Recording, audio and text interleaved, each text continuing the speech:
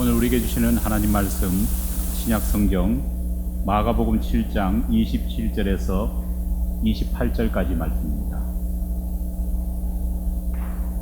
마가복음 7장 27절에서 28절까지 말씀. 제가 가진 성경책 신약 성경 65면에 기록되어 있습니다. 주신 하나님 말씀 제가 봉독해 올리겠습니다. 예수께서 이르시되 자녀로 먼저 배불리게 먹게 할지니 자녀의 떡을 취하여 개들에게 던짐이 마땅치 아니하니라. 여자가 대답하여 이르되 주여 올소이서 많은 상아래 개들도 아이들이 먹던 부스러기를 먹나이다. 아멘. 동서양을 막론하고 욕설에 가장 많이 등장하는 동물은 개가 아닐까 생각해 봅니다. 영어권 욕을 보면은 가장 심한 욕이 바로 암캐의 자식이라고 하는 욕입니다. 제가 여기서 발음은 하지 않겠습니다. 우리말 욕을 봐도 가장 심한 욕은 그 귀여운 강아지를 개라는 이미지를 덮어씌워서 표현하는 욕이 바로 가장 심한 저주의 표현입니다. 굳이 이런 직접적인 욕이 아니라고 할지라도 빛 좋은 개살구라고 하는 표현처럼 적도어에 개자가 붙으면은 아무리 좋은 것도 굉장히 나쁜 것으로 표현이 바뀌는 것을 우리는 볼 수 있습니다. 개를 향한 부정적인 이런 태도와 이미지는 이스라엘 사람들에게도 별반 다르지 않았습니다. 성경을 보면은요, 개라고 하는 이 말이 신구약 전체에 약 50번 정도 나옵니다. 그런데 개라고 하는 이 이미지는 한결같이 부정적인 것을 표현하기 위해서 성경에서 사용되고 있습니다. 심지어 예수님조차 이런 말씀 하시지 않았습니까? 거룩한 것을 누구에게 주지 말라고요?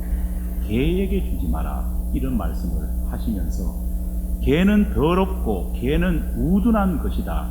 그렇게 표현하고 계십니다. 이스라엘 사람들이 개를 이렇게 더럽고 부정한 동물로 본 이유는요, 왜 그러냐?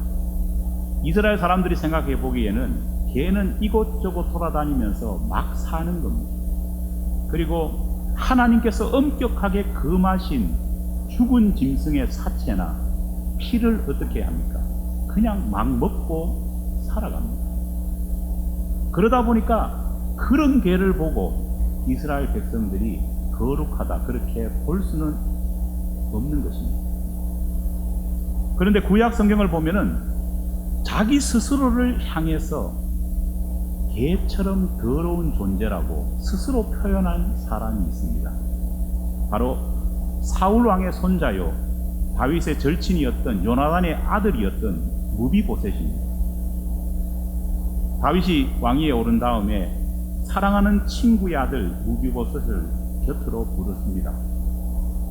다윗 앞에선 무비보셋은요, 다윗 왕 앞에서 자기 자신을 소개하면서 뭐라고 소개했느냐? 이 종이 무엇이기에 왕께서 죽은 개 같은 나를 돌아보시나이까? 자기를 향해서 뭐라고 말하느냐? 죽은 개 같은 나를.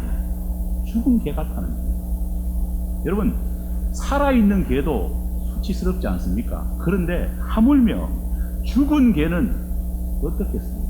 그런데 무비보셋은 자신을 향해서 죽은 개라 그렇게 표현하고 있는 겁니다. 왜 무비보셋이 자신을 이렇게 깎아내린 것일까요? 물론 무비보셋이 죽은 개라고 스스로를 표현한 것이 다윗 앞에서 겸손하게 자기 자신을 보여주기 위해서 그렇게 표현했다 말할 수 있습니다. 왜냐하면 아무리 아버지의 친한 친구라고 할지라도 할아버지는 어떻습니까? 눈앞에 있는 이 다윗을 죽이기 위해서 그렇게도 다윗을 괴롭혔던 사울왕 아닙니까?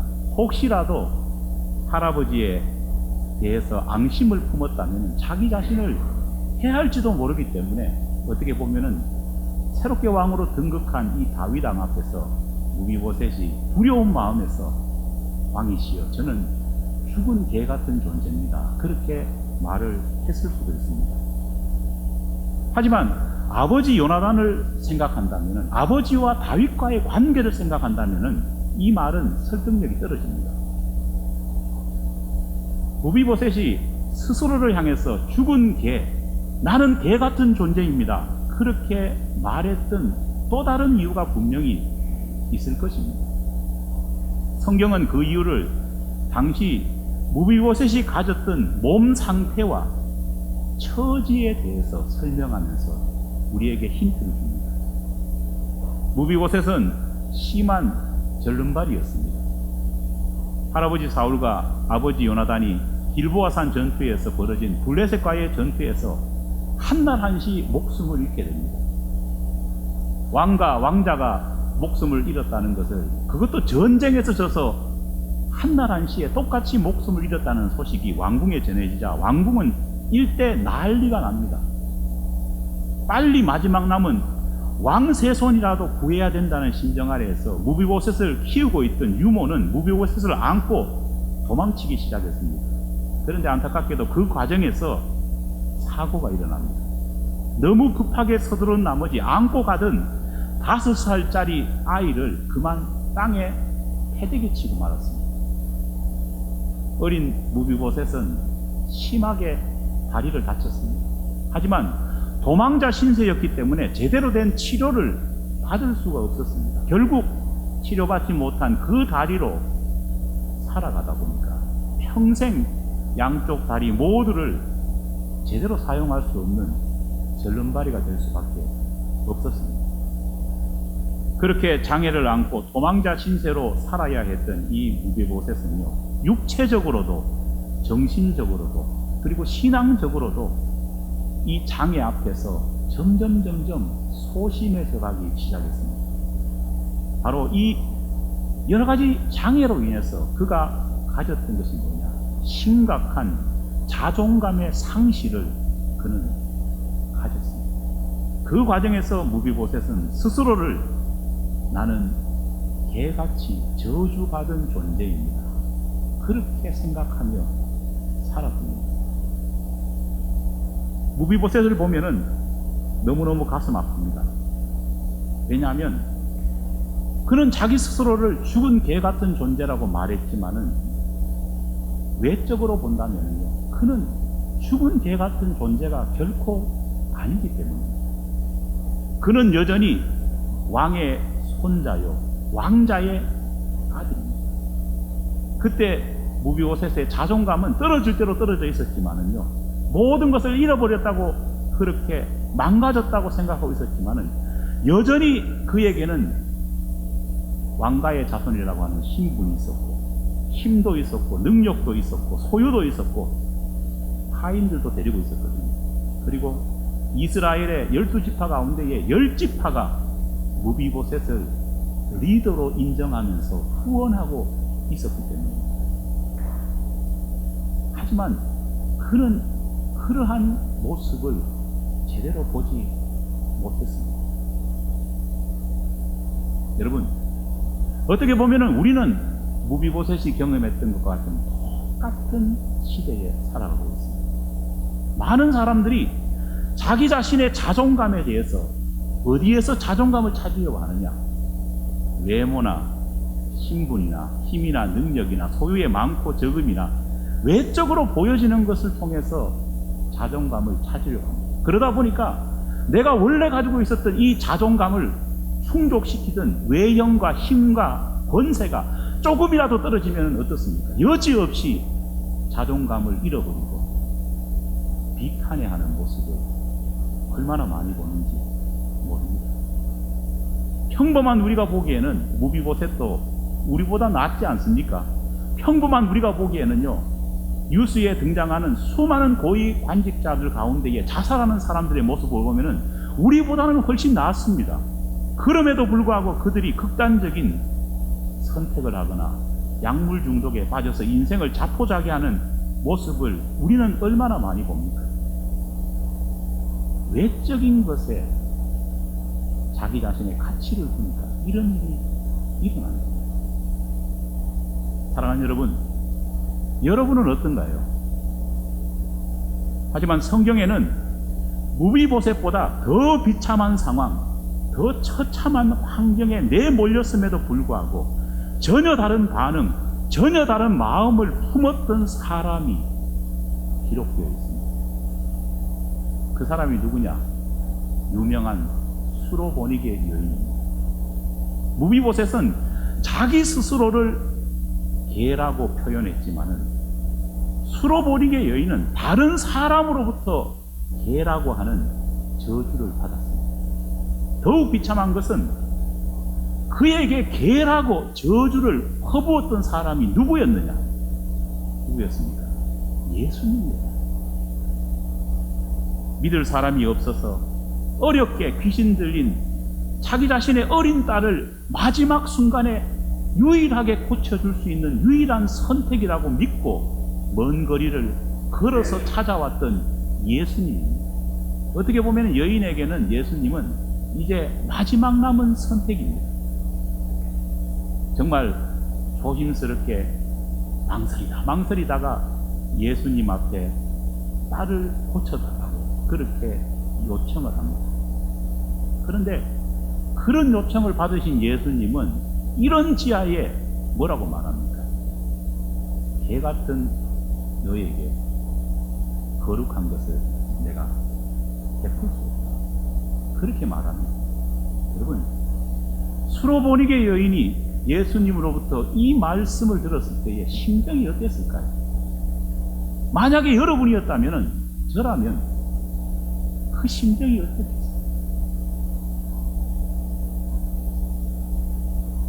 마가복음 7장 25절로 27절 말씀을 제가 읽어보겠습니다. 이에 더러운 귀신 들린 어린 딸을 둔 한 여자가 예수의 소문을 듣고 곧 와서 그 발 아래 엎드리니 그 여자는 헬라인이요 수로보니게 족속이라.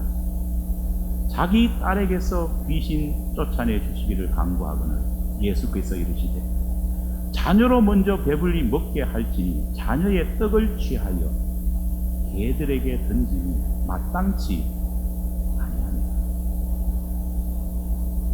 예수님께서 하신 이 개라고 하는 표현은 누구를 가리키고 있습니까? 여인을 가리키고 있습니다. 치명적인 표현이 아닐 수 없습니다.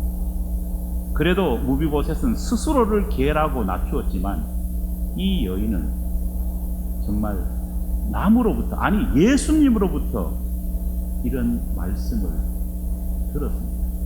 여인이 이 말을 들었을 때 더욱 상처가 있고 더욱 가슴 아팠던 것은요, 그래도 무비보셋은요 다른 사람에게 개 같은 존재라는 말은 듣지 않았습니다. 감히 그렇게 말할 수 있는 이스라엘 백성은 없었습니다. 그러나 수로보니게 여인은 평소에도 그 말을 듣고 살았습니다. 왜냐? 이스라엘과 국경이 맞닿아 있는 그 지방에 살면서 이스라엘 백성들은 이방인들을 뭐라고 불렀습니까? 이 더러운 개 같은 존재라는 말을 수없이 이방인들에게 쏟아부었습니다. 여인도 그 말을 엄청나게 많이 들었을 겁니다. 들었던 그 말을 예수님으로부터 들으니까요, 그 서러움은 아마 배가 되었습니다. 하나님이 택하신 민족의 왕가의 일원이었고 하인을 거느리고 살았던 리더 무비보셋과 달리 이방인이었던 여인은 가슴이 아플 수밖에 없었습니다. 게다가 여인은 귀신 들린 딸을 두고 있습니다. 당시 사람들은요, 귀신이 들렸다고 하면요, 그 어머니가, 그 부모가 큰 죄를 저질렀다, 천벌을 받아서 절해야 되겠다, 그렇게 비난했던 시절입니다. 그런 여인이 고치러 왔는데, 딸 살리러 왔는데 예수님께 그 말을 들었으면 여러분 얼마나 서러웠을까요? 하지만 여인은 예수님의 이런 모욕적인 말을 듣고도 전혀 침울해하지 않았습니다. 좌절하지 않았습니다. 오히려 담대하게 예수님을 향해서 말했습니다. 28절에 보면 이런 말 했죠. 여자가 대답하여 이르되 주여 옳소이다마는 상아래 개들도 아이들이 먹던 부스러기를 먹나이다. 무슨 말입니까? 네, 주님 맞습니다. 저는 개가 맞습니다. 그런데 뭐 어떻습니까? 개도 주인의 아이들이 먹던 부스러기는 그래도 주워 먹지 않습니까? 여러분, 어디서 이런 강한 자신감이 나올 수 있을까요? 어디서 이런 강한 멘탈이 나올 수 있을까요? 무비보셋과 수로보겐의 여인이 보인 작지만 엄청난 이 차이, 자기 존재 가치에 대한 이 차이가 어디에서부터 비롯된 것일까요? 무비보셋이 자신의 존재 가치를 현재 자기 자신이 가지고 있는 외적인 모습에서, 외적인 상황에서 찾으려고 했던 것과 달리 수로보닉의 여인은 그런 방법으로 자기 자신의 가치를 측정하지 않았기 때문에, 여인은 어디서 자기 자신의 존재 가치를 찾으려고 했느냐? 외적인 향정과 내가 가진 처지가 아니라 자기 자신을 만드시고 보시고 계시는 하나님의 마음 속에서 자신의 존재 가치를 찾으려 했다는 겁니다. 시편 139편에 보면은 다윗이 고백합니다. 이 고백이 그날 여인의 마음 가운데에 가득 차 있었을 겁니다. 뭐라고 고백합니까? 나를 지으심이 심히 기묘하십니다. 주께서 하시는 일이 기이함을 내 영혼이 잘 아나이다. 할렐루야. 그 어떤 것도 결코 변치 않는 나를 만드셨다는, 하나님이 만드셨다는 존귀함이 다윗에게 있었다는 겁니다. 아무리 유대 광야로 도망 다닌다고 할지라도, 나는 내 처지가 어떻게 된다고 할지라도 나는 누가 만든 존재라고요? 하나님이 만든 존재. 하나님이 나와 함께 한다는, 거기에 자기의 존재의 가치를 두다 보니까 다윗은 흔들리지 않았습니다. 수로보닉의 여인 역시도 어떤 말을 들어도 흔들리지 않았다는 겁니다. 절망적인 상황 가운데도 자신감을 뿜어낼 수 있는 원동력, 바로 그것은 그의 존재감의 근원을 자기 자신이나 외부에 둔 것이 아니라 하나님, 우리 주 예수 그리스도에게 두었고, 예수님이 아무리 그런 말씀을 하신다고 할지라도 하나님은 결코 그렇지 않다, 예수님도 다른 뜻이 계셨구나, 그렇게 믿었기 때문에 이렇게 담대하게 나아갈 수 있었던 겁니다. 설교를 시작하면서 성경을 보면은 개를 부정적인 동물, 부정적인 사람들을 빗대는 비유의 도구로 성경은 그렇게 이용하고 있다, 그렇게 말씀드렸습니다. 그런데 성경에는 이 부정적인 개라고 하는 호칭을 평생 이름으로 달고 살았던 사람이 한 사람이 있습니다. 누구냐? 여호수아와 함께 이스라엘 백성들을 약속의 땅 가나안으로 인도했던 갈렙입니다. 히브리어로 켈렙이라고 하는 이 뜻은요, 어떤 뜻이냐? 개라는 뜻입니다. 여러분, 허고 많은 이름 중에 왜 갈렙의 부모가 아들에게 개라고 지었는지 모르겠습니다. 아이고 내 새끼, 그렇게 갈렙의 엄마가 말하면 갈렙은 뭐라고 들었을까요? 저주의 표현을요, 하루에도 수십 번씩 듣고 살았습니다. 축복은커녕 저주와 멸시를 의미하는 이 단어, 개라는 단어를 이름으로 뒀기 때문에 이거는요, 표현할 수도 없지 않습니까? 이름을 바꿀 수는 없지 않습니까? 수많은 사람들이 갈렙이라고 부르면서 그 개라고 하는 더럽고 추한 그 모습들을 계속해서 연상시키면서 갈렙의 이름을 불렀을 것입니다. 갈렙도 그것을 모르지 않았을 겁니다. 그런데 그럼에도 불구하고 이 갈렙은 여호수아 14장 9절 말씀에 보면은요, 하나님께, 모세에게, 여호수아에게 어떻게 평가를 받고 있느냐? 하나님 여호와께 충성한 사람으로 칭송을 듣고 있습니다. 세상과 사람들로부터 저주받은 욕의 재료로 이름을 삼았던 저주받은 인생임에도 불구하고 하나님께서는 모세는 여호수아는 그를 여호와 하나님의 진실된 충견이다 그렇게 인정하고 계시는 겁니다. 어떻게 그럴 수 있었을까요? 여러분, 우리의 존귀함은 환경에 의해서, 처지에 의해서 판단되지 않습니다. 우리의 존귀함 자체는 오직 하나님에 의해서 결정되고, 우리 스스로가 존귀해지기 위해서는 어떻게 해야 될까요? 우리를 창조하시고 우리를 만드신 하나님의 창조 목적대로 살아갈 때에 우리는 우리의 존귀함을 세계 만방에 증거할 수 있는 것입니다. 고린도후서 10장 12절 말씀 보면 자기로서 자기를 헤아리고 자기로서 자기를 비교하는 사람은 지혜 없는 어리석은 자라 그렇게 기록하고 있습니다.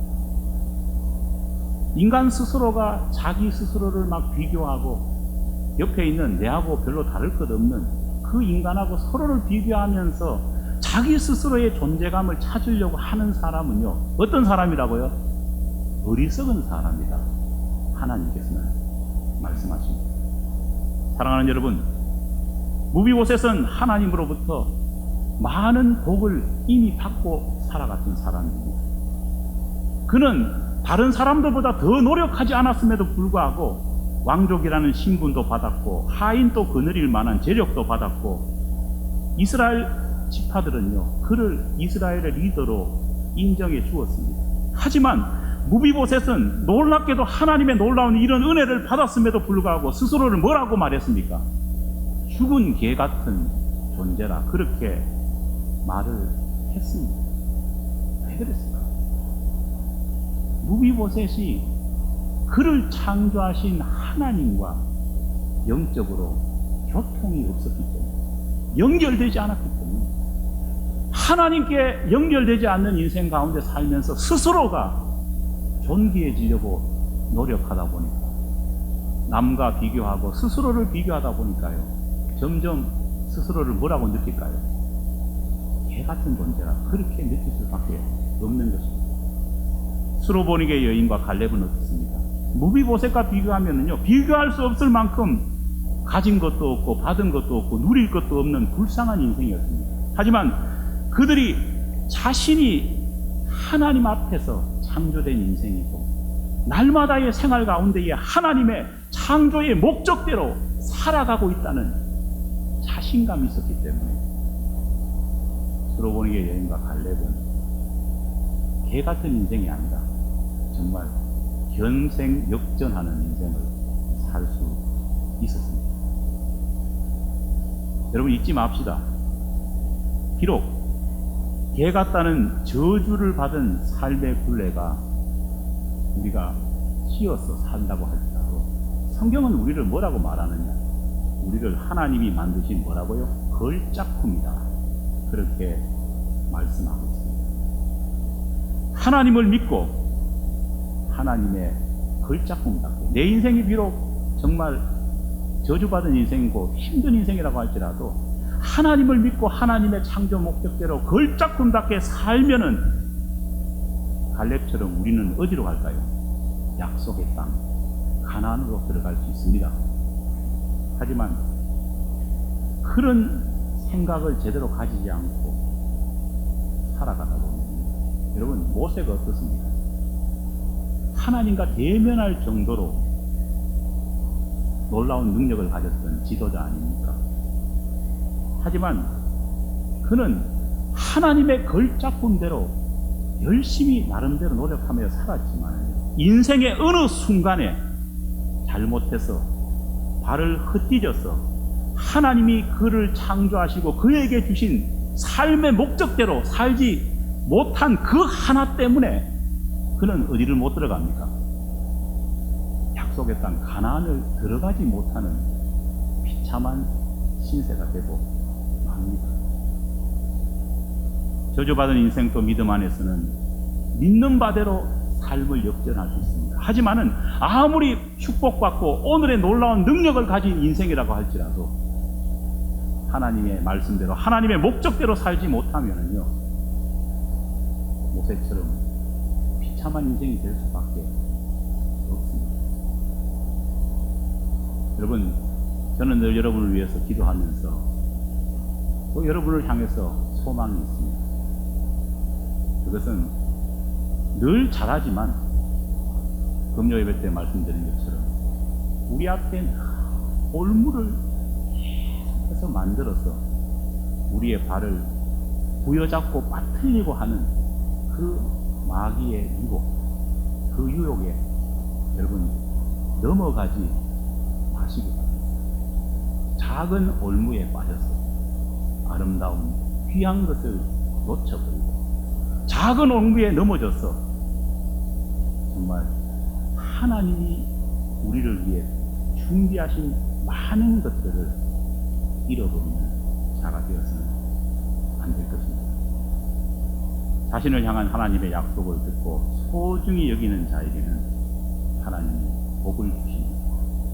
하지만 아무리 왕후라고 하는 신분을 가지고 있다고 할지라도 하나님의 말씀을 거역하는 자는 왕후였던 이세벨이 개들에게 뜯겨 먹어 비참하게 죽었던 것처럼 그런 인생을 살 수밖에 없다는 것을 우리 모두가 기억하는 저와 여러분 되기를 간절히 축원합니다. 기도하겠습니다.